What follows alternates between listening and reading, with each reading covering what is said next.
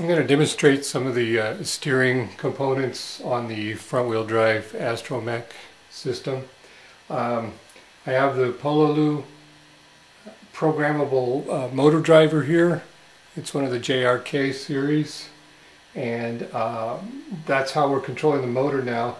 Now at the time being, I wanted to show you how I had it set up originally with my older motor controller. There was no feedback circuit.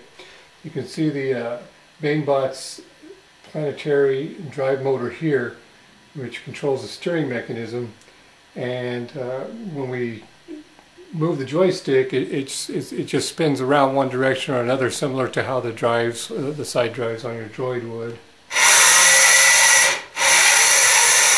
And we see that as long as you hold the stick, it continues to turn. And for steering purposes, that's kind of difficult to drive. If I were driving this thing and I wanted to keep it centered, I would have to continually adjust the stick back to center, and that's how I was originally testing it in the original video I shot. Very hard to drive that way, but at the time being, I just wanted to see if the drive system was working.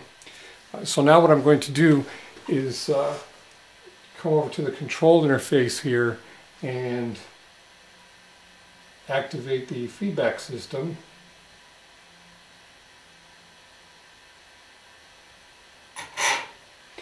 Okay, and now we've got the optical sensor here that's reading this strip here, which is printed in a grayscale, and that's how it senses the position, and it's come back to neutral here. And now when I move the joystick, it moves more typically of how you would expect a servo to behave. You can see that wherever I move the stick, it goes to that position and then stays there. And then if I release the stick, it comes back to center. And that's a lot easier to drive with. Now you see it is a little herky-jerky and everything. There's quite a bit of backlash in that planetary gear motor there. And so the parameters for the feedback system are tuned as tightly as I can get them without the system becoming unstable. But I think this will be fine for driving purposes.